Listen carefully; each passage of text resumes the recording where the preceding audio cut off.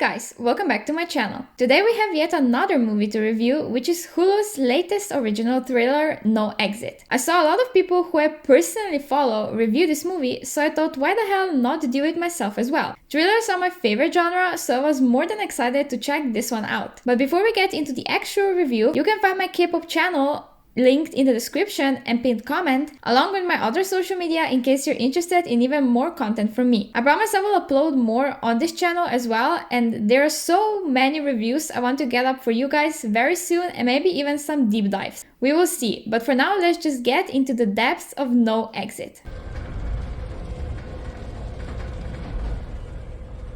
As I've already said, No Exit is a thriller horror movie about a girl named Darby, who we first meet during her group therapy session, which delivers us her entire backstory pretty much. We find out that she's currently in rehab for the 8th time already and that she's a drug addict. During her therapy, she gets an urgent call about her mother being in the hospital with brain aneurysm, so she decides to escape the rehabilitation center and go drive all the way to Salt Lake City to see her. During said drive, we also find out that her entire family doesn't want to have anything to do with her because of her addiction, which leads us to a flashback of her almost overdosing to death at least once in the past. Then she gets stopped by a police officer and decides to wait the blizzard that just started out in some type of visitor center for other people. That's where she finds a girl kidnapped in the back of the van and needs to find out who did it. First, we need to discuss the characters, since there are only 6 of them that really matter in this whole movie. The main protagonist, obviously, is Darby, played by Havana Rose Liu.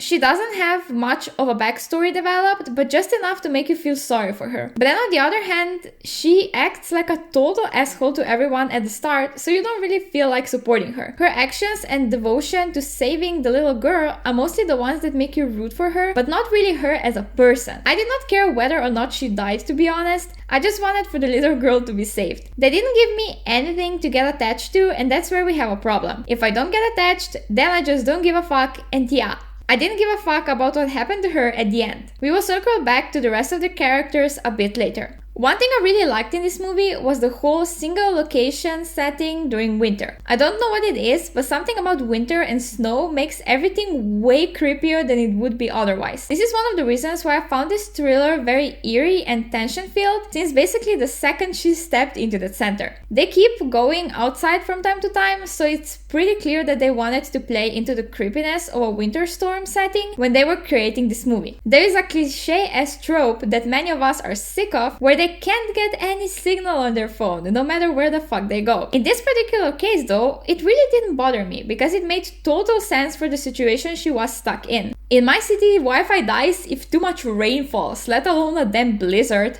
I mean, this whole plot relied on there being no way to contact police, so at least they made the setting appropriate for it. It's the bare minimum, but still too much to ask for in some movies apparently. We very quickly find out that the van belongs to Lars, a quiet, weird boy who keeps to himself the entire time until he gets invited to the table to play the game he suggested. We very quickly see he's insecure and very much afraid of his own shadow, but the moment he gets pissed at everyone after he loses, you know right away something is up with him and he has to be involved somehow. It's always the weird one, right?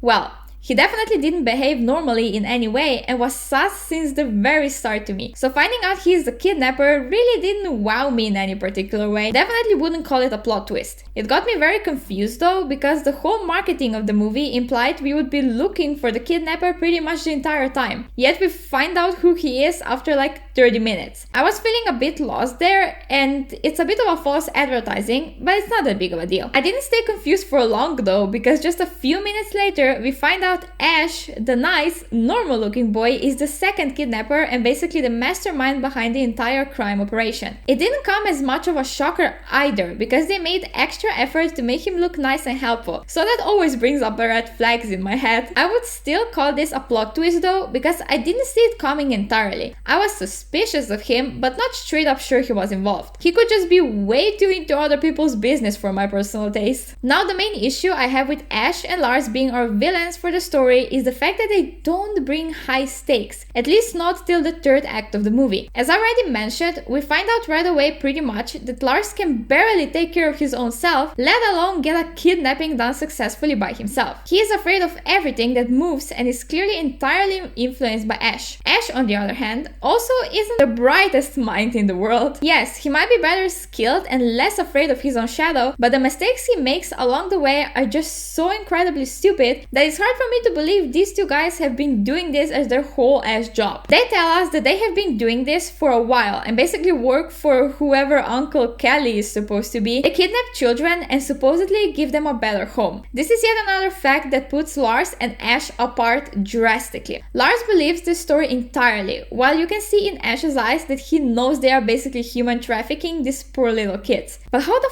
fuck are they this incompetent while being professional kidnappers? Just how? It doesn't click for me, and it's clear they were made dumb just for the sake of the story, which we'll circle back to in just a minute. I don't know if I missed something while watching, which is totally possible, but are Ash and Lars actual cousins or something? Either way, it's extremely weird how we almost got a love story between the two of them throughout the movie, mostly from Ash's side. You can see he deeply cares for Lars, and if he's his cousin, then I guess it makes sense. But if they just work together, then this was clearly meant to be some type of love sprinkled in there, which would make us sympathize with Ash in particular. It's just that I don't think it was necessary, and it did absolutely nothing for the story but gave us dumb reasons so the movie could end the way it did. Nothing against gays, by the way, I just don't think these scenes were needed in this kind of plotline. The main plot twist of the entire movie was supposed to be that the old lady was working with them since the very beginning. But once again, it wasn't much of a plot twist really. If you paid attention throughout the movie, she was behaving strangely the entire time. Looking out of the window, asking way too many questions, saying they should just give them the little girl and let them kidnap her once again. Who in their right fucking mind does these things if they aren't somehow involved? But once again, if you missed those details, you couldn't really predict it, so I will call this our second plot twist of the movie. Where the real plot twist started for me was with the third one, where Ash killed off both the old lady and the marine guy. Literally out of nowhere. That's where the stakes got much higher, and for the first time we actually saw what we were hearing about for an hour of movie's runtime. That Ash is experienced and he is the dangerous one, with one major weak point: Lars. The exact reason Darby and the little girl were able to survive at the very end. There really isn't any horror in this movie, to be honest, except for two scenes where we get a slight bit of body horror, but it's nothing extremely gruesome or intense. Even if you're sensitive to these kinds of things, you can easily skip those parts and you will miss nothing crucial. The fourth or whichever plot twist happens in the so-called final gundown, where police arrives and Darby gets shot for trying to disarm Ash. I'm pretty sure you're not just supposed to shoot people around as a police officer, but okay, I guess. We will look past that for the sake of my sanity. I was dead as certain she will die and we will get some type of sad ending, but it didn't happen. Of course it didn't. Now that we pretty much did a rundown the entire movie, here are a few things that just made zero sense and are just plain dumb in order to make Darby survive. Why was only one police officer sent to the crime scene of an actual kidnapping?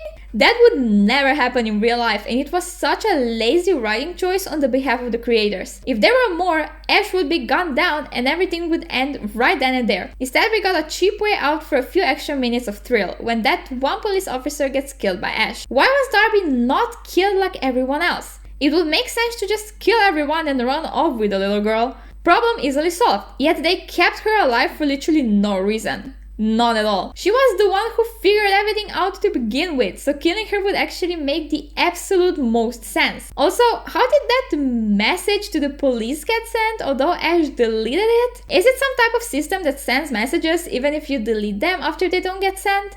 Yeah, I don't think so. No, it seems like I hate everything about this movie at this point, but that's truly not the case. As I've said, I enjoy the cinematography and the scenery. The concept of the plot is very interesting and my attention was kept the whole way through. It was a very thrilling ride and I would suggest for you to check it out if it sounds remotely interesting to you and all of the spoilers didn't ruin it for you. I gave it 3.5 out of 5 stars on Letterboxd, which is very good for me. so it's not a bad thriller by any means. Definitely better than Kimi, yet is already getting way less hype. Please go stream it, I think it deserves it, and the performances are amazing as well. With that, I'm signing off until the next video is up. That will be very soon, hopefully, either on this channel or my K-pop channel. Bye bye!